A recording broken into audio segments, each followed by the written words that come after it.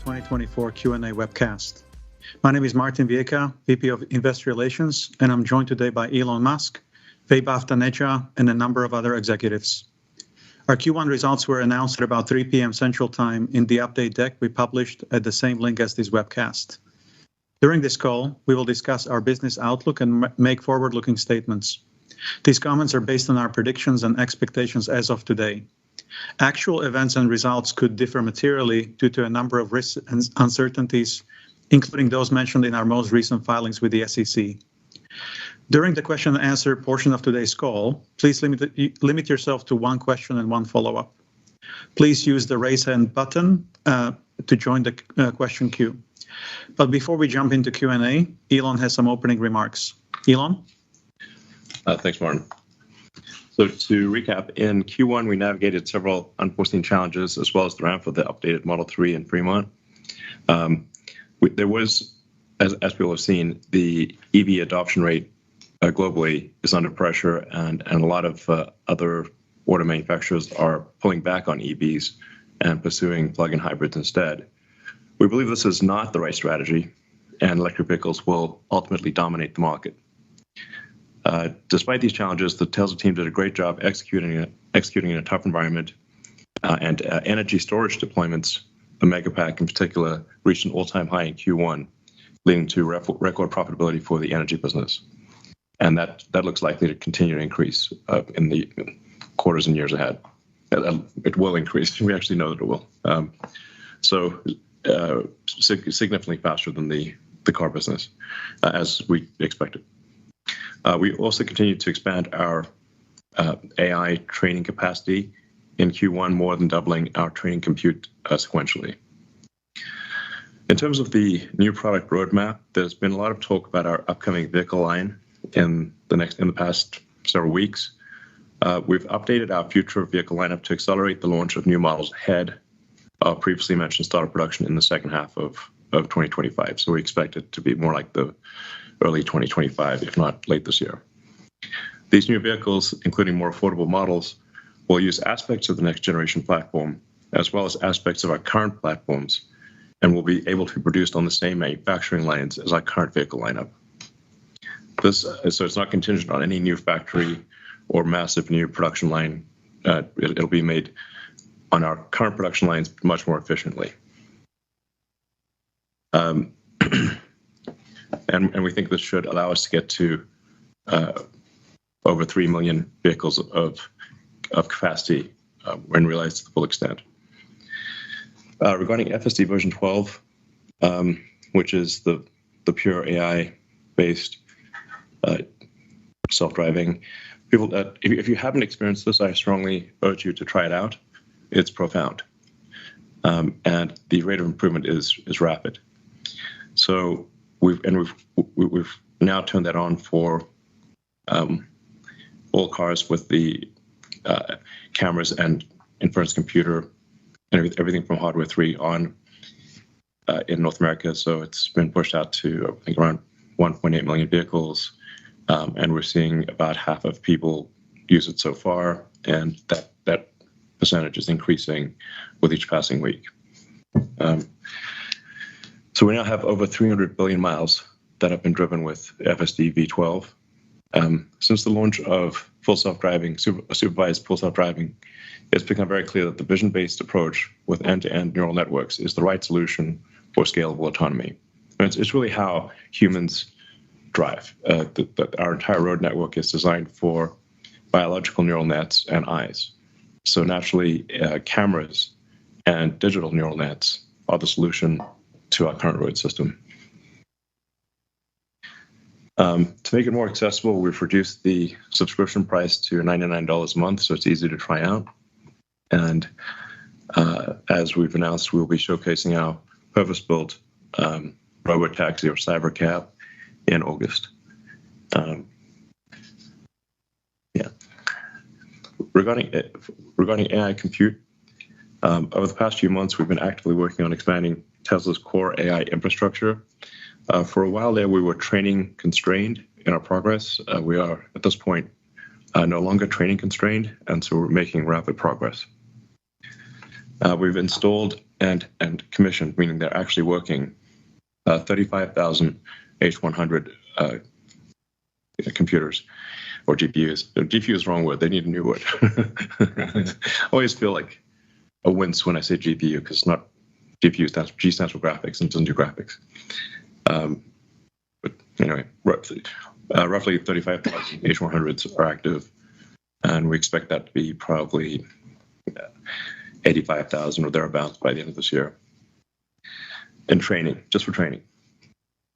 We are making sure that we're being as efficient as possible in our training. It's not just about the number of H100s, but how efficiently they're used.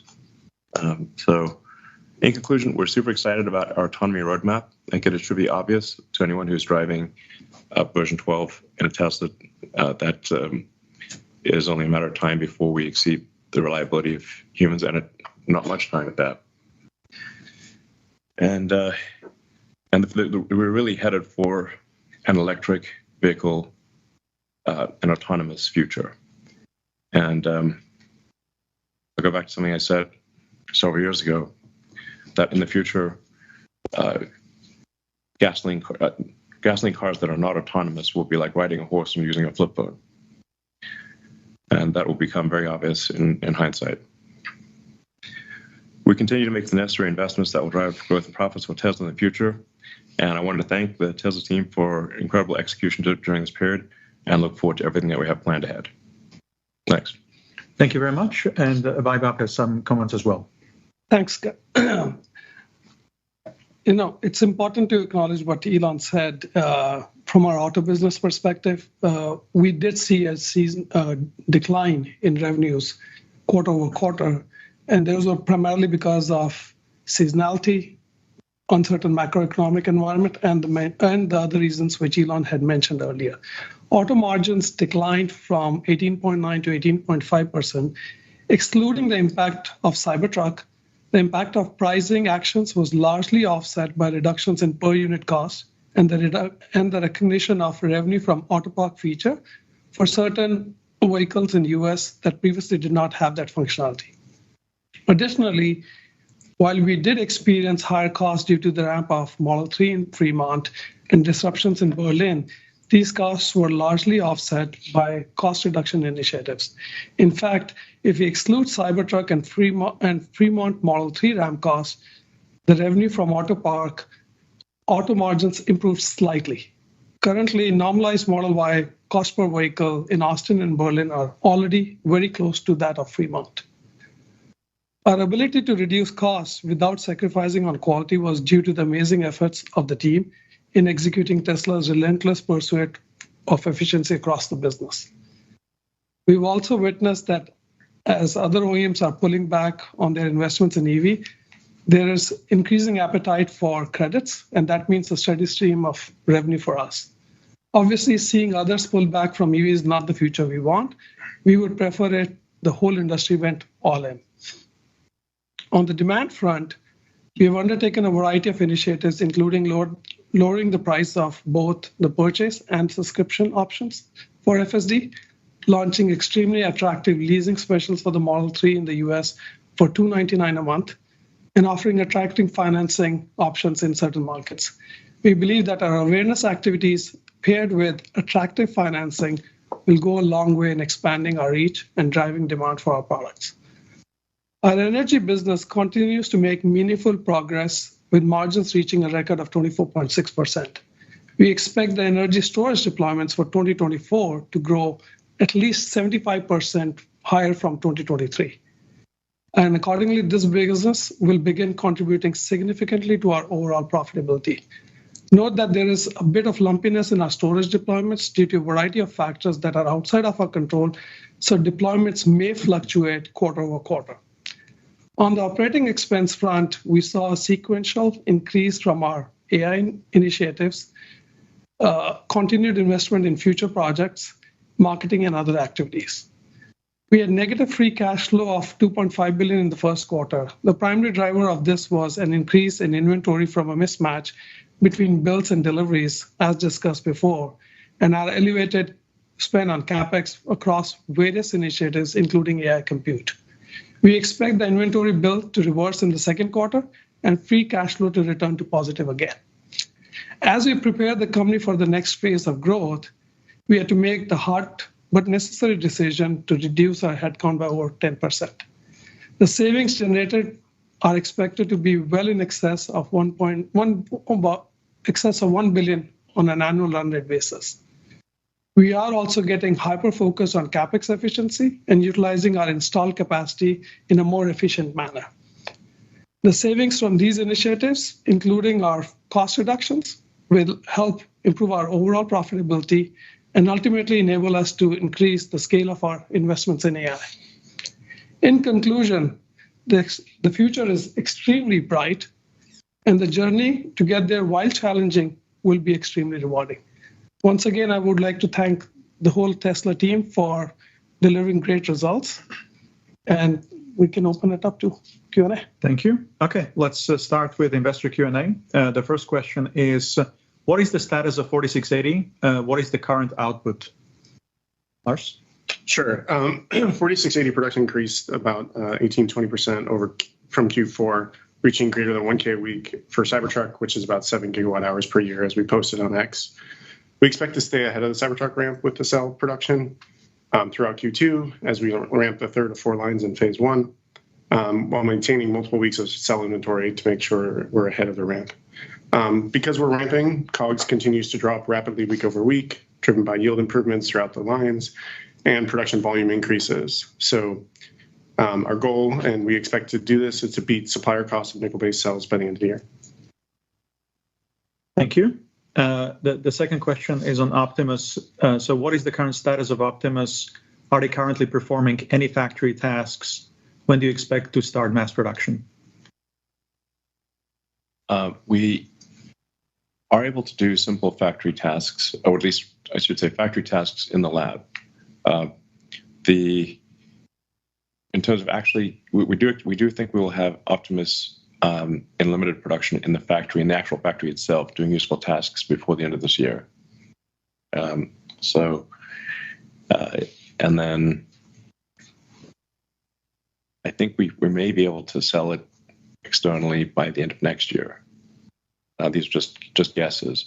As I've said before, I think Optimus will be more valuable than everything else combined. Because if you've got a sentient humanoid robot that is able to navigate reality and do tasks at request, there is no meaningful limit to the size of the economy. So that's what's going to happen. And I think Tesla is best positioned of any humanoid robot maker to be able to reach volume production with efficient inference on the robot itself. This perhaps is a point that is worth emphasizing. Tesla's AI inference efficiency is vastly better than any other company. No, there's no company even close to the inference efficiency of Tesla. We've had to do that because we were constrained by the inference hardware in the car. We didn't have a choice. But that will pay dividends in many ways. Thank you. The third question is, what is Tesla's current assessment of the pathway towards regulatory approval for unsupervised FSD in the US? And how should we think about the appropriate safety threshold compared to human drivers? Sure. I can start. There are a handful of states that already have adopted autonomous vehicle laws.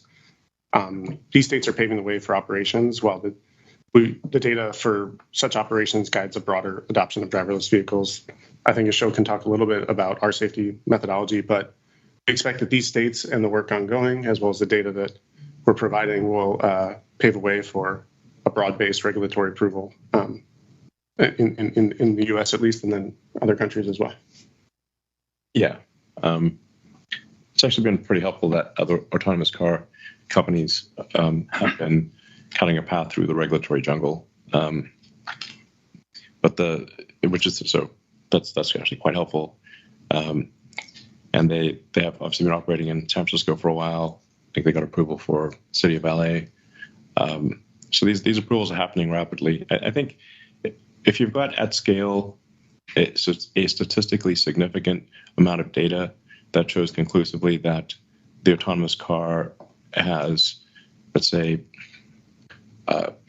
half the accident rate of a human-driven car, I think that's difficult to ignore, because at that point, stopping autonomy means killing people. So I actually do not think that there will be significant regulatory barriers, provided there is conclusive data that the autonomous car is safer than a human-driven car. And in my view, this will be much like elevators. Like, elevators used to be operated by a guy with a relay switch, but sometimes that guy would get tired or drunk or just make a mistake and shear somebody in half between floors. So now we just get in an elevator and press a button. We don't think about it. In fact, it's kind of weird if somebody's standing there with a relay switch. That'll be how cars work. You just summon a car using your phone. You get in, it takes you to a destination, you get out. You don't even think about it. You don't even think about it. Just like an elevator. It takes you to your floor. That's it. Don't think about how the elevator is working or anything like that. Now, something I should clarify is that Tesla will be operating the fleet. So you can think of like how Tesla, think of Tesla like, I don't know, some combination of Airbnb and Uber, meaning that, there'll be some number of cars that Tesla owns itself and operates in the fleet. There'll be some number of cars, and then there'll be a bunch of cars where they're owned by the end user, but that end user can add or subtract their car to the fleet whenever they want. And they can decide if they want to only let the car be used by friends and family, or only by 5-star users, or by anyone. And at any time, they could have the car come back to them and be exclusively theirs, like an Airbnb. You could rent out your guest room or not anytime you want. As our fleet grows, we have 7 million cars, 9 million cars, eventually tens of millions of cars worldwide. With a constant feedback loop, every time something goes wrong, that gets added to the training data, and you get this training flywheel happening in the same way that Google search has the sort of flywheel. It's very difficult to compete with Google because people are constantly doing searches and clicking, and Google's getting that feedback loop. It's the same with Tesla, but at a scale that is maybe difficult to comprehend, but ultimately be tens of millions. I think there's also some potential here for an AWS element down the road, where if we've got very powerful inference, because we've got a hardware 3 in the cars, but now all cars are being made with hardware 4. Hardware 5 is pretty much designed and should be in cars hopefully towards the end of next year. And there's a potential to have to run, when the car is not moving, to actually run distributed inference. So kind of like AWS, but distributed inference. Like, it takes a lot of computers to train an AI model, but many orders of magnitude less compute to run it. So if you can imagine a future perhaps where there's a fleet of 100 million Teslas, and on average they've got like maybe a kilowatt of inference compute, that's 100 gigawatts of inference compute distributed all around the world. It's pretty hard to put together 100 gigawatts of AI compute. And even in an autonomous future where the car is perhaps used, instead of being used 10 hours a week, is used 50 hours a week, that still leaves over 100 hours a week where the car inference computer could be doing something else. And it seems like it would be a waste not to use it. Asher, do you want to chime in on your process and safety? Yeah, we have like multiple tiers of validating the safety. For like in any given week, we train hundreds of neural networks that can produce different trajectories for how to drive the car. We replay them through the millions of clips that we have already collected from our users and our own QA. Those are like critical events, like someone jumping out in front, or like other critical events that we have gathered a database over many, many years. And we replay through all of them to make sure that we are net improving safety. And on top of it, we have simulation systems that also try to recreate this and test this in closed loop fashion. Once all of this is validated, we give it to our own QA drivers. We have hundreds of them in different cities, in San Francisco, Los Angeles, Austin, New York, a lot of different locations. They are also driving this and collecting real world miles. And we have an estimate of what are the critical events. Are they a net improvement compared to the previous week's builds? And once we have confidence that the build is a net improvement, then we start shipping to early users, like 2,000 employees initially, that they would like get the build. They would give feedback on like if it's an improvement, or are they noticing some new issues that we did not capture in our own QA process. And only after all of this is validated, then we go to external customers. And even when we go external, we have like live dashboards of monitoring every critical event that's happening in the fleet, sorted by the criticality of it. So we are having a constant pulse on the build's quality and the safety improvement along the way. And then any failures, like Elon alluded to, you get the data back, add it to the training, and that improves the model in the next cycle. So we have this like constant feedback loop of issues, fixes, evaluations, and then rinse and repeat. And especially with the new V12 architecture, all of this is automatically improving without requiring much engineering interventions, in the sense that engineers don't have to be creative in like how they code the algorithms. It's mostly learning on its own based on data. So you see that, okay, we failed here, or like this is how a person shows, this is how you drive this intersection or something like that. We get the data back, we add it to the neural network, and it learns from that training data automatically, instead of some engineers saying that, oh, here you must rotate the steering wheel by this much or something like that. There's no hard if-else conditions. It's everything is neural network. It's very soft, it's probabilistic.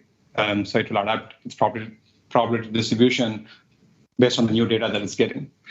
Yeah, and we do have some insight into how good the things will be in, like, let's say 3 or 4 months, because we have advanced models that are far more capable than what is in the car, but have some issues with them that we need to fix. So it'll be a step change improvement in the capabilities of the car, but it'll have some quirks that are that need to be addressed in order to release it. As Ashok was saying, we have to be very careful in what we release to the fleet, or to customers in general. So like if we look at, say, 12.4 and 12.5, which are really could arguably even be version 13 and version 14, because it's pretty close to a total retrain of the neural nets in each case, or substantially different. So we have good insight into where the models, how well the car will perform in, say, 3 or 4 months. Yeah. In terms of like scaling laws, people in the AI community generally talk about model scaling laws, where they increase the model size a lot, and then they have corresponding gains in performance. But we have also figured out scaling laws in other axes. In addition to the model size scaling, we can also have data scaling. You can increase the amount of data you use to train the neural network, and that also gives similar gains. And you can also scale up by training compute. You can train it for much longer and on more GPUs or more Dojo nodes, and that also gives better performance. And you can also have architecture scaling, where you come up with better architectures that for the same amount of compute produce better results. So a combination of model size scaling, data scaling, training compute scaling, and the architecture scaling, we can basically if we continue scaling based on this ratio, we can sort of like predict future performance. Obviously, it takes time to do the experiments, because it takes few weeks to train. It takes few weeks to collect tens of millions of video clips and process all of them. But you can estimate what's going to be the future progress based on the trends that we have seen in the past, and they've generally held true based on the past data. Okay, thank you very much. Let's go to the next question, which is, can we get an official announcement of the timeline for the $25,000 vehicle? I I think Elon mentioned it in the opening remarks, but as you mentioned, we're updating our future vehicle lineup to accelerate the launch of our low-cost vehicles in a more CapEx efficient way. That's our mission, to get the most affordable cars to customers as fast as possible. These new vehicles will be built on our existing lines and open capacity, and that's a major shift, to utilize all our capacity with marginal CapEx before we go spend high CapEx to do anything. Yeah, we'll talk about this more on August 8th. But really the way to think of Tesla is almost entirely in terms of solving autonomy and being able to turn on that autonomy for a gigantic fleet. And I think it might be the biggest asset value appreciation in history when that day happens, when you can do unsupervised full self-driving. 5 million cars. Yeah. Well, a little less. Well, Some of those have, yeah. It'll be 7 million cars, in a year or so. Yeah. And then 10 million, and then, eventually we're talking about tens of millions of cars. Not eventually, it's like before the end of this decade. Yeah, before the end of the decade, it's several tens of millions of cars, I think. Thank you. The next question is, what is the progress of Cybertruck ramp? I can take that one too. Cybertruck hit 1K a week just a couple of weeks ago. This happened in the first 4 to 5 months since we SOP'd late last year. Of course, volume production is what matters. That's what drives costs, and so our costs are dropping. But the ramp still faces a lot of challenges with so many new technologies, some supplier limitations, et cetera, and we'll continue to ramp this year, just focusing on cost efficiency and quality. Okay, thank you.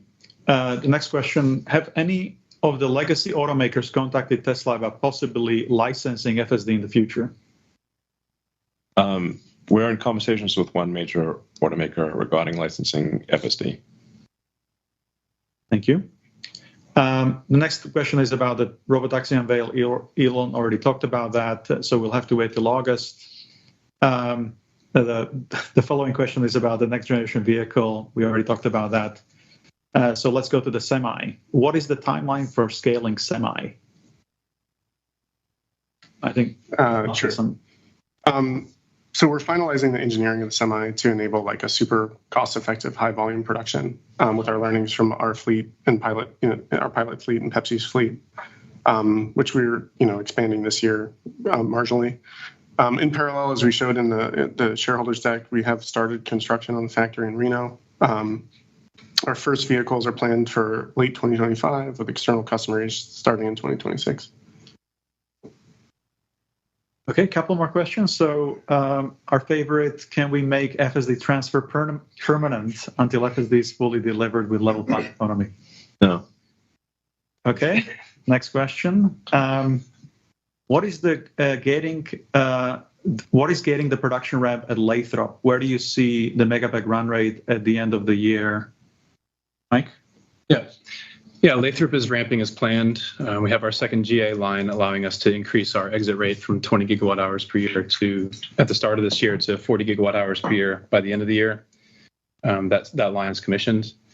There's really nothing limiting the ramp. It's given the longer sales cycles for these large projects, we typically have order visibility 12 to 24 months prior to ship date. So we're able to plan the build plan several quarters in advance. So this allows us to ramp the factory to align with the business and order growth. Lastly, we'd like to thank our customers globally for their trust in Tesla as a partner for these incredible projects. Okay, thank you very much. Let's go to analyst questions. The first question comes from Tony Sacconaghi from Bernstein. Tony, please go ahead and unmute. Thank you for taking the question.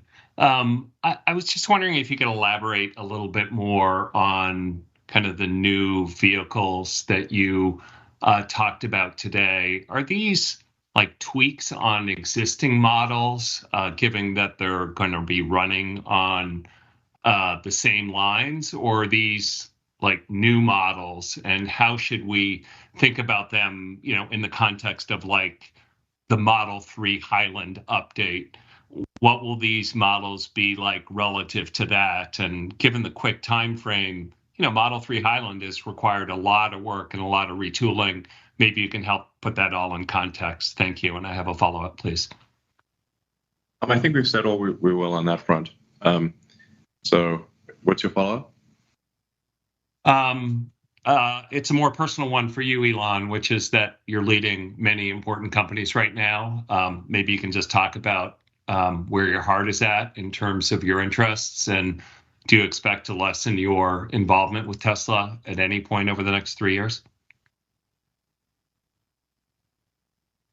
Well, Tesla constitutes the majority of my work time, and I work pretty much every day of the week. It's rare for me to take a Sunday afternoon off. So I'm gonna make sure Tesla is very prosperous, and it is. I think it is prosperous, and it will be very much so in the future. Okay, thank you. Let's go to Adam Jonas from Morgan Stanley. Adam, please go ahead and unmute. Okay, great. Hey, Elon. So you and your team on volume expect a 2024 growth rate notably lower than that achieved in 2023. But what's your team's degree of confidence on growth above 0%? Or in other words, does that statement leave room for potentially lower sales year on year? No, I think we'll have higher sales this year than last year. Okay. My follow-up, Elon, on future product. If you had nailed execution, assuming that you nail execution on your next gen, cheaper vehicles, more aggressive gigacastings, I don't want to say one piece, but getting closer to one piece, structural pack, unboxed, 300-mile range, $25,000 price point, putting aside robotaxi, those features unique to you, how long would it take your best Chinese competitors to copy a cheaper and better vehicle that you could offer a couple of years from now? How long would it take your best Chinese competitors to copy that?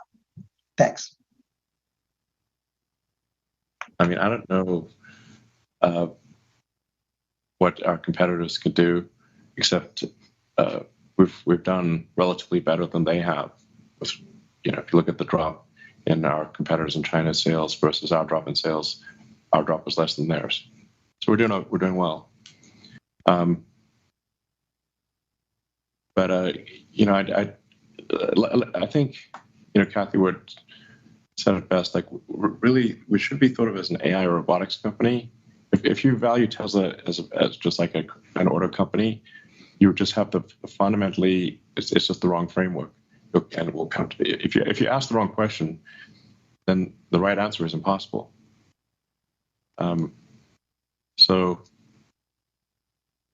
I mean, if somebody doesn't believe Tesla's going to solve autonomy, I think they should not be an investor in the company. Like that is, but we will, and we are.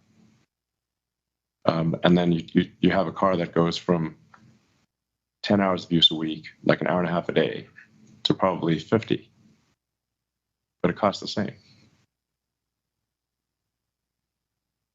I think that's the key thing to remember, right? Especially if you look at FSD supervised. If you didn't believe in autonomy, they should give you a preview that this is coming. It's actually getting better day by day. Yeah, if you've not tried the FSD 12.3, and like I said, 12.4 is going to be significantly better, and 12.5 even better than that, and we have visibility into those things, then you really don't understand what's going on. It's not possible.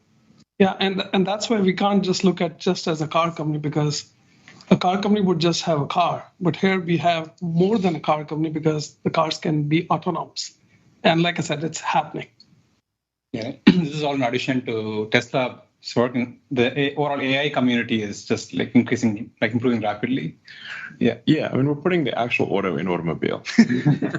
So, so sort of a lot of we go like, well, sort of like, tell us about future horse carriages you're making. I'm like, well, actually, it doesn't need a horse. That's the whole point. And that's really the whole point. Okay, thank you. The next question comes from Alex Potter from Piper Sandler. Alex, please go ahead and unmute. Great, thanks. Yeah, so couldn't agree more. The thesis hinges completely on AI, the future of AI, full self-driving, neural net training, all of these things. In that context, Elon, you've spoken about your desire to obtain 25% voting control of the company, and I understand completely why that would be. So I'm not necessarily asking about that. I'm asking if you've come up with any mechanism by which you can ensure that you'll obtain that level of voting control, because if not, then the core part of the thesis could potentially be at risk. So any additional commentary you might have on that topic? Well, I think no matter what, Tesla, even if I got kidnapped by aliens tomorrow, Tesla will solve autonomy, maybe a little slower, but it would solve autonomy for vehicles at least. I don't know if it would win on with respect to Optimus or with respect to future products, but it would. But there's enough momentum for Tesla to solve autonomy, even if I disappeared for vehicles. Now there's Okay. a whole range of things we can do in the future beyond that. I'd be more reticent with respect to Optimus. If we have a super sentient humanoid robot that can follow you indoors and that you can't escape, we're talking Terminator level risk, then I'd be uncomfortable with, if there's not some meaningful level of influence over how that is deployed.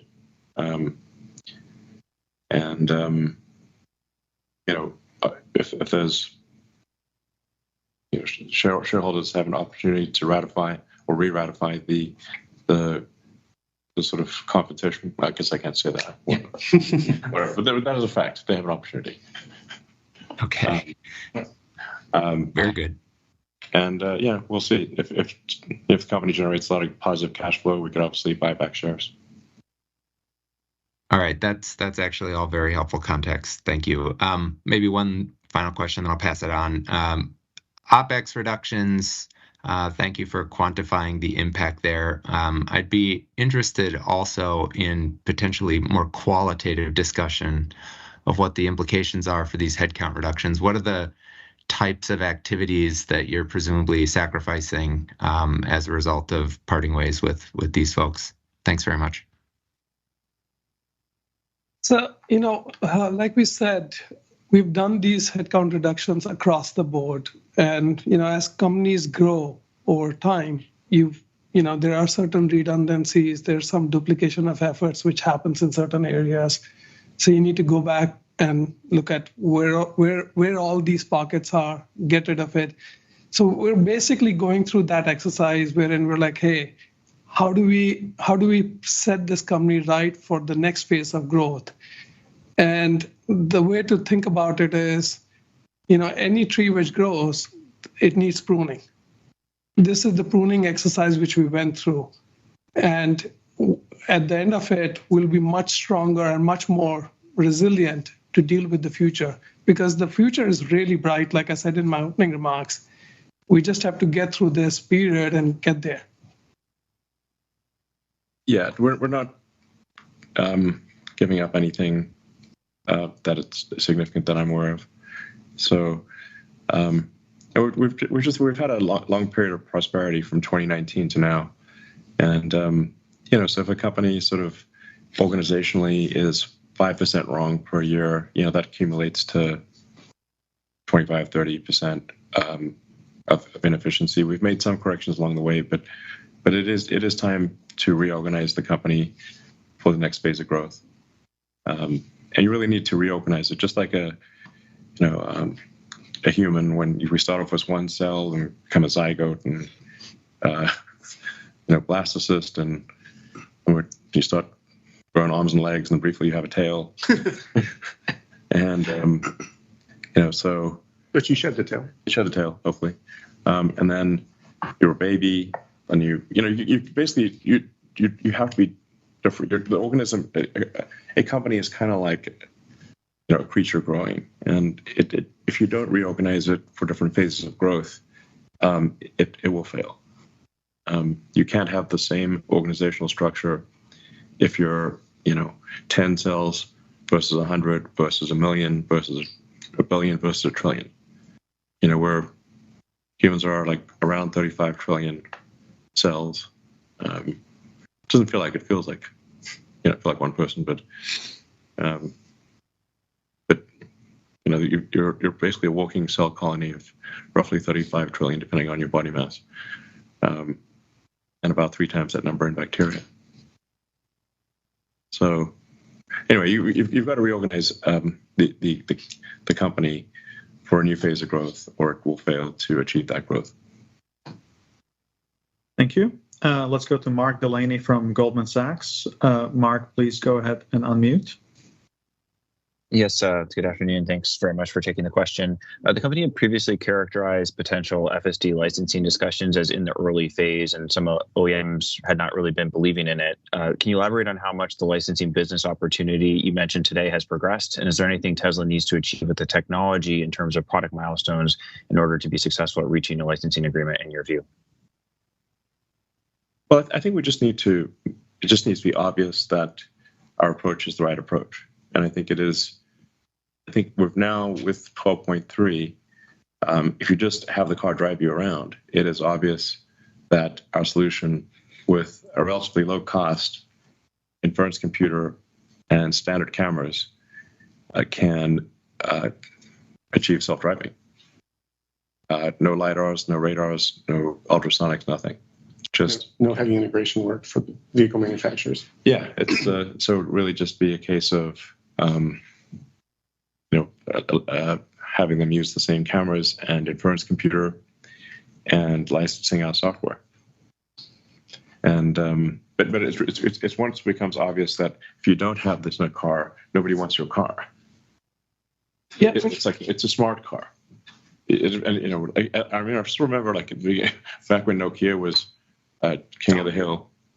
Yeah, the cell phone industry. Yeah, crushing. And I saw them come out with a smartphone that was basically a brick with limited functionality. And then the iPhone and Android. But people still did not understand that all the phones are going to be that way. There's not going to be any flip phones. There'll be a niche product. Or home phones. Yeah, not even exactly. When was the last time you saw a home phone? Is it like an I have no idea. Yeah. In a hotel. Sometimes in a hotel. Yeah, the hotels have them. Yeah. So the people don't understand, all cars will need to be smart cars, or you will not sell this. The car will not. Nobody will buy it. Once that becomes obvious, I think licensing becomes not optional. Becomes a method of survival. Yeah, it's license it, or nobody will buy your car. I mean, one other thing which I'll add is, in the conversations which we've had with some of these OEMs, I just want to also point out that they take a lot of time in their product life cycle. Yeah. They're talking about years before they will, put it in their product. We might have a licensing deal earlier than that, but it takes a while. So This is where the big difference between us and them is, right? Yeah, I mean, really, a deal signed now would result in it being in a car in probably 3 years. That would be early. Yeah, that's like lightning, basically. So that's being an eager OEM. Yeah. So, I mean, I wouldn't be surprised if we do sign a deal. I think we're good chance we do sign a deal this year. Maybe more than one. But yeah, it would be probably 3 years before it's integrated with a car, even though all you need is cameras and our inference computer. So it's like not a massive design change. Yeah, and again, just to clarify, it's not the work which we have to do, it's the work which they have to do, which will take the time. Right, Mark, do you have a follow-up? Yeah, very helpful. Thank you. My follow-up was to better understand Tesla's approach to pricing going forward. Previously, the company had said that the price reductions were driving incremental demand. With how affordable the cars have become, especially for vehicles that have access to IRA credits and some of the leasing offers that Tesla has in place, do you still see meaningful incremental price reductions as making sense from here for the existing products? And can the company meaningfully lower prices from here and also stay free cash flow positive on an annual basis with the current product set? Thanks. Yeah, I think we can be free cash flow positive meaningfully. Yeah.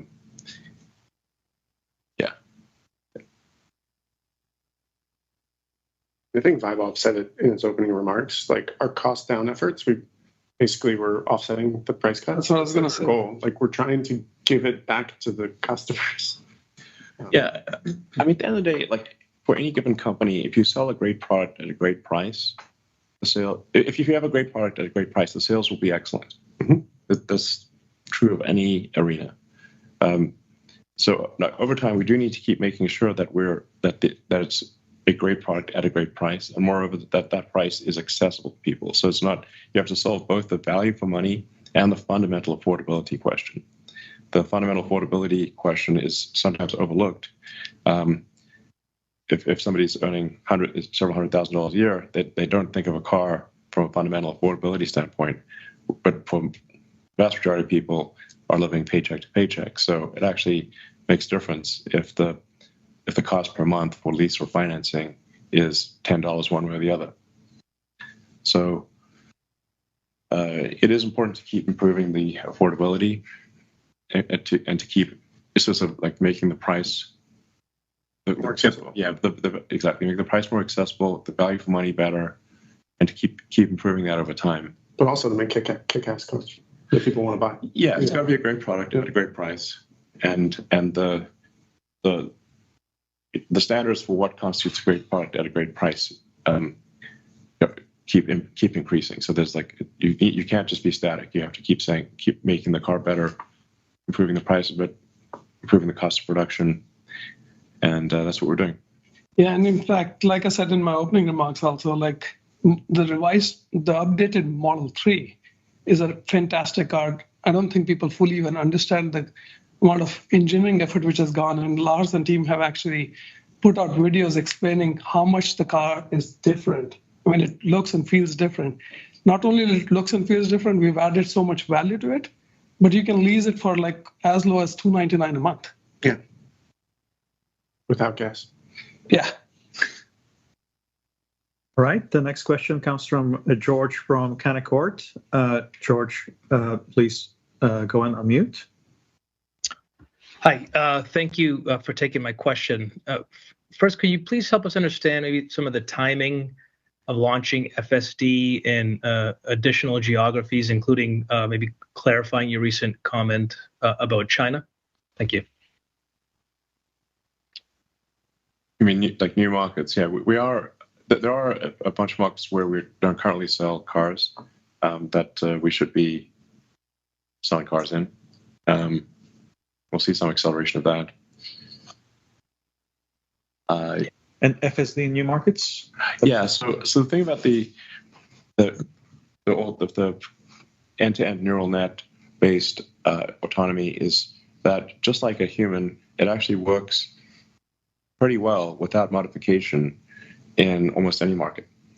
So we plan on, with the approval of the regulators, releasing it as a supervised autonomy system in any market where we can get regulatory approval for that, which we think includes China. So yeah, it's just like a human, you can go rent a car in a foreign country and you can drive pretty well. Obviously, if you live in that country, you'll drive better, and so we'll make the car drive better in these other countries with country-specific training. But it can drive quite well almost everywhere. Yeah, the basics of driving are basically the same everywhere. Like, car is a car, traffic light is a traffic light, road is the road. It's like, yeah, it understands that it shouldn't hit things no matter where it is. Exactly. There are some road rules that you need to follow. In China, you shouldn't cross over a solid line to do a lane change. US is a recommendation, I think. China, you get fined heavily if you do that. We have to do some adaptations, but it's mostly smaller adaptations, not like an entire change of stack or something like that. Yeah. Hey, George, do you have a follow-up? Yep. So my follow-up has to do with the first quarter deliveries, and I'm curious as to whether or not you feel that supply constraints that you mentioned throughout the release impacted the results, and Maybe can you help us quantify that? And is that why you have some confidence in unit growth in 2024? Yeah, I think we did cover this a little bit in the opening remarks too. Q1 had a lot of different things which were happening. Seasonality was a big one, continued pressure from the macroeconomic environment. We had attacks at our factory. We had Red Sea attacks. We're ramping Model 3. We're ramping Cybertruck. All these things are happening. I mean, it almost feels like a culmination of all those activities in a constrained period. And that gives us that confidence that, hey, we don't expect these things to recur. Yeah, we think Q2 will be a lot better. Yeah. It's just one thing after another. Our attacks are crazy. Yeah, exactly. It's just, if you've got cars that are sitting on ships, they obviously cannot be delivered to people. And if you've got excess demand for Model 3 or Model Y in one market, but you don't have it there, it's an extremely complex logistics situation. So and I'd say also we did overcomplicate the sales process, which we've just in the past week or so have greatly simplified. So it became far too complex to buy a Tesla, whereas it should just be you can buy the car in under a minute. So we're getting back to the you can buy a Tesla in under a minute interface from what was quite complex. Okay, thank you. Let's go to Colin Rush from Oppenheimer. Colin, go ahead and unmute, please. Thanks so much, guys. Given the pursuit of Tesla really as a leader in AI for the physical world, and your comments around distributed inference, can you talk about what that approach is unlocking beyond what's happening in the vehicle right now?